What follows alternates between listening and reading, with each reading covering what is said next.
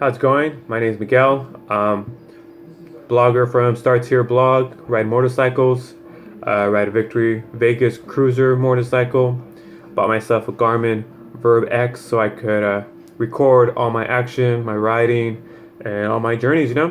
So the reason I went with the Garmin Virb X, I felt it was a little bit easier to use, more friendlier while on the bike, so I don't have to program it before I get on the bike, hit record, and then just ride off and hopefully that I got everything. On this one, I'm able to set the presets a little bit before and then go riding. So if you look at the top of the camera, it's got a little toggle switch here. This toggle switch is actually to turn on the video recorder. So once you hit it, you'll see it takes a couple seconds. Boom, boom. And then once it turns red, now it's recording, and it's recording for whatever preset I had previously recorded. So I don't have to worry about hitting the button to record first and just setting it to take pictures only. When I want to turn it off, I just click on it, toggle it the other way, turns off. It takes a little while. It's actually trying to restore everything and figure everything back in the storage card itself. The longer the video, the longer it does take. I have realized that in the 2 months that I've been using it. Then you have two buttons here. You have your power button, which is the button right at the top, power button, and then your menu and your toggle.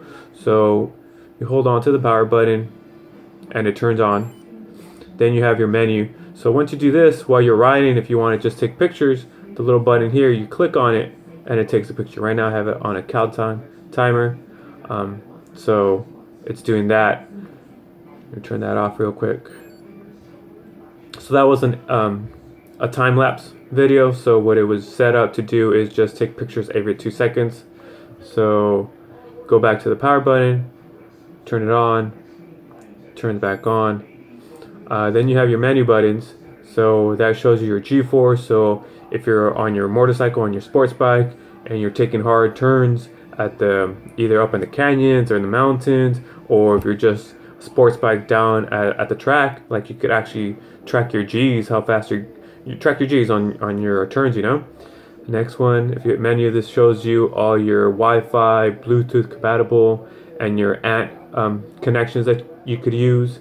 So right now it looks like I have the Wi-Fi on for mobile, so I could check out what this camera with the lens is looking at through my own smartphone.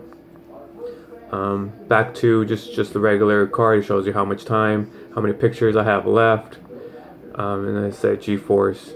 So if you hold on the menu button, it brings you to your menus, and here you'll see that the first one is video, and these work as your up and down, and your OK or your picture button works as a select and enter. So video, you could select on that, and then you could decide what kind of video you want to record when you hit the toggle on or off.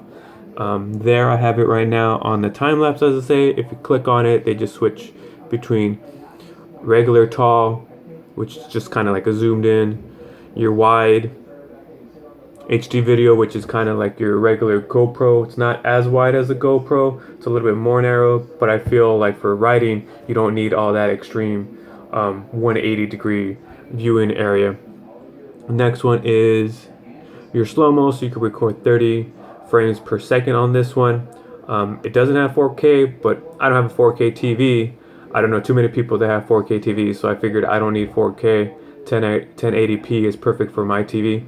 I mean, maybe when I upgrade to a 4K TV, then maybe I'll start getting the GoPro 4K. And the next one is the time lapse, as I said. So anyways, go back to the original menu, just go back to menu, click OK, and then your next one is photos. Enter it there, and the same thing. I have it set up for time lapse. It's extended time lapse. Is kind of a cool feature. Once you hit the power button on and you decide what presets you want it to take pictures, you could turn it on, take a picture, and let's say you take it for 10 seconds. The camera itself turns off, and every 10 seconds it turns on just to take a picture and then turns back off. So that 2-life battery that I have could actually last you a lot longer than that, just with that little feature. So it's pretty cool when you're riding out and you don't need to be taking a lot of pictures and you just want to kind of keep like a story of where you've been riding. You can set it for like 10 seconds, and then every 10 seconds you're just going to take a picture. Next one is just your regular single shot, so every time you hit the button while you're riding, you can just hit it and it'll take a picture of that. Next one's burst. You can set it up to take a 3 burst, 5 burst, I think it's a 7, and then a 10 burst. And those are the single. Then you could go back up to menu, photos, as I said, already went over. Wi-Fi, so you could connect to your mobile phone, and you could see what this bad boy is looking at. Bluetooth, if you want to connect to Bluetooth. I still haven't used that feature, so I'm not too sure what that does.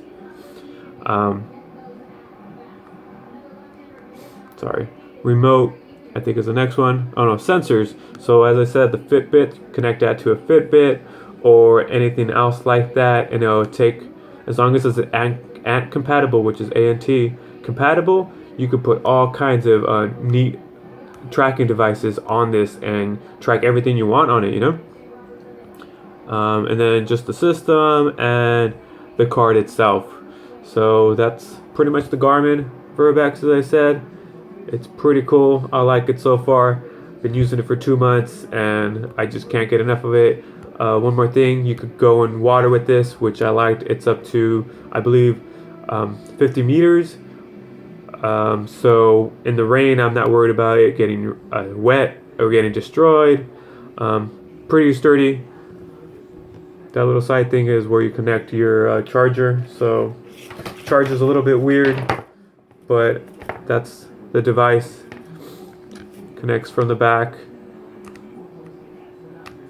to kind of hold it, and then you just flip it and it connects.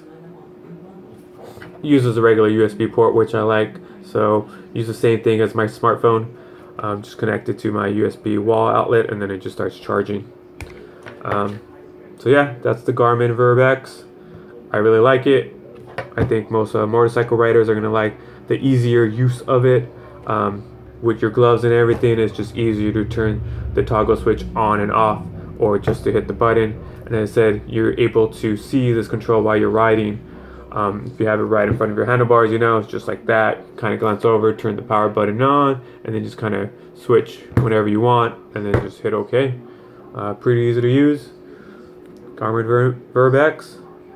Go out and buy it. Highly recommend it.